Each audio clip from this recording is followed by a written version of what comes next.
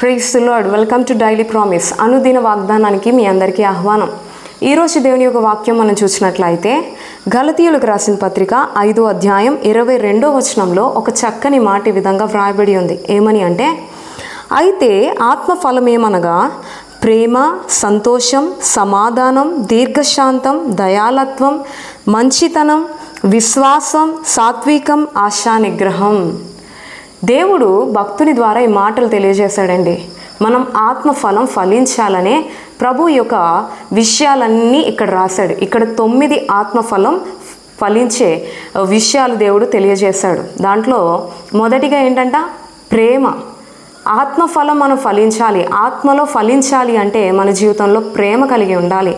మీ జీవితంలో ప్రేమ కలిగి ఉంటున్నారా? దేవుని ప్రేమతో నింపబడ్డారా? దేవుని ప్రేమని ఇతరులకు వెదజల్లేయడానికి ప్రయత్నిస్తున్నారా? 100% ప్రేమించలేకపోయినా ప్రభు వలె మ్యాక్సిమం మీరు ట్రై చేస్తున్నారా? క్రీస్తు ప్రేమని వెదజల్లడానికి ప్రయత్నిస్తున్నారా?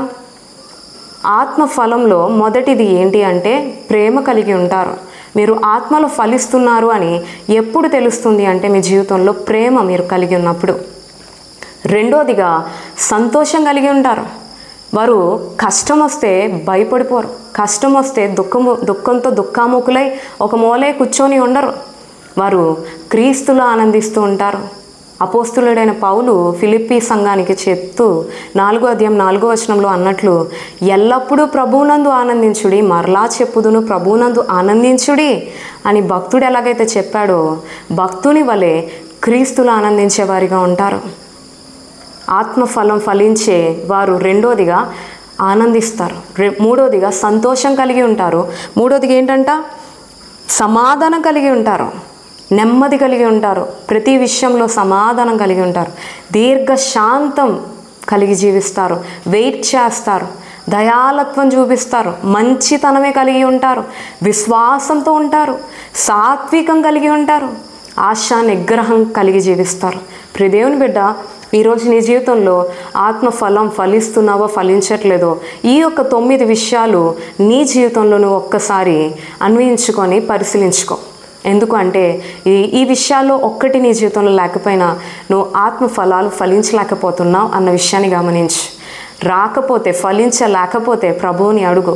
పరిశుద్ధాత్మ దేవా నాకు సహాయం చే, ఆత్మఫలం ఫలించే కృప నాకు ఇవ్వు అని నువ్వు అడిగినట్లయితే దేవుడు నీకు సహాయం చేయడానికి సిద్ధంగా ఉన్నాడు. మనం ఈ లోకంలో జీవించినంతకాలం పరిశుద్ధాత్మ దేవునితో నింపబడి ఆత్మలో ఫలించే వారిగా ఉండాలి. ఈ ఆత్మఫలం కలిగి ఉండాలి. ఈ విధంగా జీవిస్తేనే ప్రభు కొరకు ఈ లోకం వెళ్తాం, ప్రభు రాజ్యానికి కూడా చేరగలుగుతాం. కాబట్టి ఆత్మఫలం ఫలించడానికి ప్రయత్నించు. పరిశుద్ధాత్మ దేవుణ్ణి నీలో నివసించుకోనివ్వు. పరిశుద్ధాత్మ దేవునికి ప్రార్థించు. తద్వారా దేవుని సహాయంతో దేవుని కొరకు ఆత్మీయంగా జీవించడానికి ప్రయత్నించు. పరలోక రాజ్యానికి చేరడానికి కూడా మార్గాన్ని సరళం పరుచుకో. అటువంటి గొప్ప కృప ప్రభు మనకి ఎల్లప్పుడూ దయచేయునుగాక. ఆమేన్.